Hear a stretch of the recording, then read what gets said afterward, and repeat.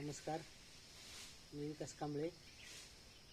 आज उस्मानाबाद जिल्ह्यातील येडशी येथील येडशीजवळीलच गुरुकुल या ठिकाणी आलेलं आहे. तर आपण पाहत आहात की किती निसर्गरम्य परिसर आहे. विविध जातीवंत वृक्षांची येथे झाडांची लागवड झालेली आहे आणि मोठ्या प्रमाणात शुद्ध असा ऑक्सिजन आपल्याला इथं आल्यानंतर मिळतो.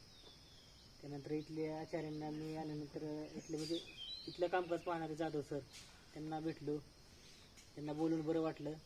त्यांनी इथले थोडेफार त्यांच्या ट्रस्टची माहिती दिली आम्हाला आणि एक प्रकारे मनाला असा आनंद झाला की एकूणच इथलं वातावरण जे आहे ते खरोखरच इतकं आल्हाददायक आहे मित्रांनो, की तुम्ही जेव्हा तुम्हाला वेळ मिळेल तेव्हा उस्मानाबाद जिल्ह्यात कधी आलात तर येडशी वेदेश्वर गुरुकुल इथं तुम्ही जवळ आवर्जून भेट द्या.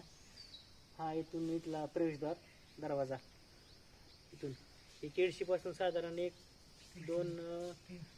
3 किलोमीटरच्या आसपास आहे. तिथून येडशीमधून हिरव्यागार निसर्गरम्य अशा डोंगरामध्ये हे गुरुकुल बसलेलं आहे आणि साधारणतः टोटल 22 एकरचा एरिया आहे.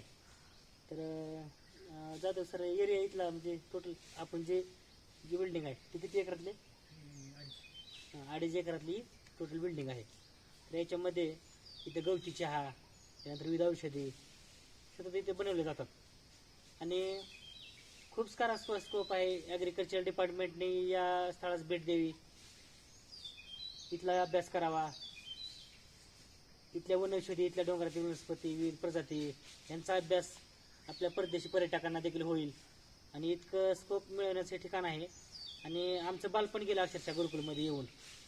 माझं गाव सोनेगाव, इथून जवळ असणार 8 किलोमीटरच्या आसपास माझं सोनेगाव. तिथून आम्ही जर त्यावर सहलीच्या निमित्ताने किंवा असं कधी मनाला वाटलं की चला आपण आज गुरुकुलला जाऊया, तर तिथे आम्ही जाऊन फिरतो. तिथं आम्हाला नंतर शांतता मिळते. इतकी शांतता मिळते की अक्षरशः आमचं पूर्ण समाधान होतं मनाचं आमच्या. कारण आजच्या कोरोनाच्या पार्श्वभूमीवर आज माणूस ऑक्सिजन शोधत आहे. त्याचं कारण तितकंच आहे की माणसाने झाडं लावत नाही. इथं आसपास बघता आपण किती झाडांची लागवड झालेली आहे. आणि जर त्यावर्षी सरकार म्हणतं 1 कोटी वृक्ष, 1 लक्ष, 10 कोटी वृक्ष, 9 कोटी वृक्ष, तर आपण झाडं लावतो, सरकार झाडं लावतं, पण लावलेले जगतात किती? मग ह्याच्याकडे प्रामुख्याने लक्ष कोणी द्यायला पाहिजे? कृषी विभागाने लक्ष द्यायला पाहिजे. कृषी विभाग इतके कर्मचारी आहेत, विविध डिपार्टमेंटचे अधिकारी आहेत, त्या प्रत्येकाला एक जबाबदारी द्यायची त्याच्या शासकीय सेवेत असताना की त्यांनी झाड लावलं पाहिजे, ते जोपासलं पाहिजे. लावताना मी लावू शकतो, तुम्ही लावू शकतात, पण त्याला शेवटपर्यंत जोपासतं कोण? त्याला जोपासणं गरजेचं आहे, हे महत्वाचं आहे. त्याला जोपास नाही लावलंच नाही तर फक्त लावून काय करायचं? 1000 झाडे लावले म्हणायचं, 1,00,000 झाडे लावले म्हणायचं, त्यातली जगली किती? त्यातली जर 5 जगत असतील त्याला अर्थ काय? मग त्या झाडाचं, त्या बियाचं नुकसान, त्या झाडाचं नुकसान बघतो आपण. फॉरेस्ट कधी कधी जाळली जातात. स्वतःच्या माणसाच्या हव्यासापोटी माणूस झाडं तोडतो, पूर्ण जंगल निकामी करत चाललाय. मग त्याला सरपंचाला स्वतःला जाळायला तर त्याला स्वतःला माणसाने झाड लावायला पाहिजे ना. इतकी तरी त्याला त्याला आता कुठल्या शब्दात आपण माणसाने बोलावं? काही माणसं बघतोय मी समाजामध्ये नेहमी झाडाचा वापर करतात, नेहमी फळ फूल ह्या गोष्टी तर वेगळ्या राहिल्या, परंतु तोडायचा वापर त्यांचा सर्व चालू असतो. लावायचं म्हणलं की त्यांच्या अंगावर काटा उभा राहतो. मग त्याचा जसा वापर करतो तसा आपण त्या झाडाचं लावणं देखील आपलं कर्तव्य आहे. आपण झाडं लावली पाहिजेत. एखाद्या ठिकाणी निसर्गरम्य ठिकाणी जायचं आणि तेवढंच फक्त म्हणायचं की आम्हाला ते चांगलं वाटतं. आपण झाडं तितकी लावली पाहिजे. कमीत कमी प्रत्येक माणसानं आयुष्यामध्ये त्याच्या कमीत कमी जास्त काय नाही पण ते 20-25 झाडं तिथे आयुष्यात लावली पाहिजे, जोपासली पाहिजे. त्याचं कर्तव्य आहे. आपला गाव आपण हिवरे बाजार सारखी उदाहरणं घेतो, औरंगाबादच्या पाटोद्यासारखी उदाहरण घेतो, भास्करराव पेरे पाटील, त्यानंतर आपले पोपटराव पवार. महाराष्ट्रामध्ये हे 2 सरपंच आपल्याला प्रसिद्ध वाटतात. का प्रसिद्ध वाटतात? त्यांचं महान कार्य तितकंच आहे. त्यांनी गाव पूर्ण हरित केलंय. आपण गावासाठी आपल्याला काय करायची इच्छा जरी नसेल तर आपण जिथं जाईल तिथं काहीतरी करूया. इथं मी झाड लावलं म्हणून जगाला दाखवूया. तुम्ही एक लावाल तर तुमच्या नादानं, तुमच्या विचारानं दुसरे बाकीचे 6-7 जण तयार होतील. असं करून झाडाचं इतकं महत्व अक्षरशः अगणित महत्व आहे. आताच आपल्या सरांनी, जाधव सरांनी, तिकडे कॅमेऱ्याच्या सरांकडे, आज जवळजवळ 15-16 वर्ष झालं जाधव सर इथं काम करतात, कार्य करतात. नेहमी संदेश त्यांनी देखील आता संदेश दिला आहे की त्यांनी मला खूप महत्वाची माहिती सांगितली. ते मला म्हटलं की कांबळे सर तुम्ही झाडं आपण लावतात मागच्या माणूस जगवतो किती याला महत्व आहे. त्यांनी सांगितलं आणि त्यांनी सांगितलं जाधव सर तुम्ही काय म्हणलात माणूस झाड बियाचं फेकून देण्यापेक्षा तुमचा अनुभव कसा आहे? बिया फेकून दिल्या आपल्या झाडाच्या तर चलत माणसाचे फेकणं पावसाळ्यात टाकल्या ब्या तर त्याचं जर स्वतःहून जर बी उगवलं त्या जमिनीत हा तर हा ते झाड जात नाही सहसा. आणि त्याला मस्त अनुसार लावायला पाहिजे ना. हा मस्त. पावसाच्या सुरुवातीला ते करणं गरजेचं आहे. हा जसं की आपल्या जिल्हाधिकारी साहेबांनी म्हणजे मंडे मॅडम आणि आपले पोलीस अधीक्षक साहेबांनी असं बिया फेकून म्हणजे सीड थ्रो केलं, हा आकाशातून हेलिकॉप्टर मध्ये बिया खाली टाकल्या होत्या, तर त्यांची उगवण क्षमता झाली आहे. हा. इथं हातलादीवर तो प्रयोग केला होता. साधा प्रयोग आहे ना, वटवाघूळ असते का हा रात्रीच्याला ब्या म्हणजे फळ खातात हा आणि ब्या पेरत चालतात ते हा हा वटवाघूळ. हा वटवाघाचं काम ना ते. हा वटवाघुळी काय करते, फळ रात्री खाते, हा पूर्ण खाल्ल्याच्या नंतर ती बी असं करत करत टाकून देते कुठे, ते झाड उगवते, ते जात नाही कधी. बघा मित्रांनो, म्हणजे जाधव सरांना त्यांचा वृक्ष अभ्यास आपल्याला जाणून येतं की त्यांनी तळमळीने ते सांगतात तुम्ही इथं भेटी द्या, परंतु आल्यानंतर 4 झाडं लावून जा, इतका संदेश त्यांनी दिलेला आहे. आता आज आसपास आपण बघतो किती हिरवाई, इथं माकडे आहेत, आपले वानरराज इथं आंबे खातात, निसर्ग वातावरण रमतात. असा हिरवाई, असा निसर्ग मित्रांनो तुम्हाला महाराष्ट्रामध्ये वेगवेगळ्या ठिकाणी पाहायला मिळेल. परंतु उस्मानाबाद जिल्ह्यात म्हणलं तर गुरुकुल शिवाय पर्याय नाही. इतकं छान वाटतं आणि आम्ही निश्चित समजतो स्वतःला की आम्ही हिरव्यागार गर्द वनराईच्या परिक्षेत्रामध्ये आम्ही आमचं म्हणजे वास्तव्य आहे. म्हणून प्रत्येक युवकाने एक इतकंच ठरवावं की सध्या कोरोनाचा काळ आहे, प्रत्येकजण घरी आहे, प्रत्येकजण आपापली सेवा बघताना थोडंफार त्याला रिलॅक्स मिळाले, घरी बसा म्हणून सरकार सांगतंय. पण घरी बसल्या बसल्या कुठेतरी भेट देऊन स्वतःची सुरक्षा घेऊन आपण झाडं लावण्याचा थोडा उपक्रम करूयात आणि आपण आपल्या लोकप्रतिनिधींना हा विनंती करूया की आम्हालाही काही तुमच्या तर्फे मदत मिळाली तर बघा, झाडं लावण्यासाठी किंवा करण्यासाठी कुठली काय अडचण आहे तर आपण त्यांच्याशी संपर्क साधूया. परंतु मित्रांनो, झाड तिथं फळ फुल आणि झाड तिथं आबाळ माया, झाडासाठी जग माणसा नाही जाणार जीवन माया, ही जी उक्ती आहे ही ह्या उक्तीप्रमाणे आपण खरंच झाडे लावण्याचा प्रयत्न केला पाहिजे. आपण काय करतो, बांधावर झाड आलं तर तोडून टाकतो, तर ते तोडलं तर दुसरी 4 आपण लावली पाहिजेत किंवा त्या निसर्ग आपण जोपासला पाहिजे. माझ्यासोबत आमचे सर नागरगोजे सर आहेत. तर नागरगोजे सर, तुमचं झाडाविषयी म्हणजे काय म्हणणं आहे, झाडाविषयी तुम्ही काय संदेश आजच्या तरुण पिढीला द्याल? सध्या जे झाड जे आहेत, प्रत्येक माणसानं आपल्या घरामध्ये, घरासमोर किंवा शेतामध्ये झाडं लावायला पाहिजे. कोणतंही झाड असो ते प्रत्येकाने लावायला पाहिजे, जेणेकरून लावल्यानंतर जोपासना करते. लावणं हेच नाही, ते झाड आपण जोपासणं सध्या गरजेचं आहे. जोपासलं पाहिजे झाड, ते जगलं हे त्याकडे लक्ष दिलं पाहिजे. नाहीतर काय काय काय माणसं करतात किंवा झाड लावतात त्यानंतर त्याकडे दुर्लक्ष करतात, पाणी देत नाहीत, काय नाही. ते दुर्लक्ष केल्यामुळे काय होतं, झाड जगत नाही.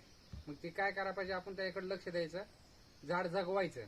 असं एकच माणसं नाही, असं बऱ्याच जणांनी आपण जर झाड चळवळ उभं राहिलं तर बरं होईल.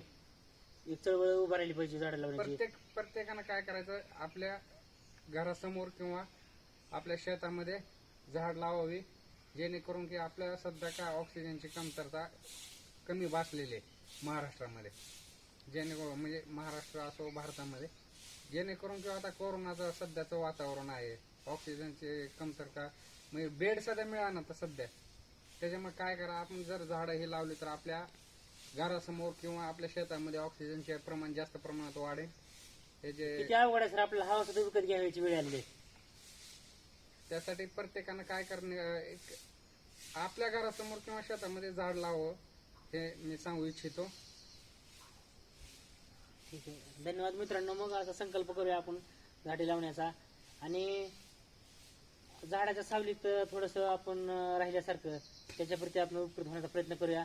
माझे मित्र नानासाहेब गोपने यांचाही सतत प्रयत्न असतो. मग त्यांनी पाठीमागं नारळाचं झाड आणलेलं आहे आणि त्यांनी तर अशी इच्छा बोलून लागली मित्रांनो, त्यांची इच्छा बघून मला आनंद झाला.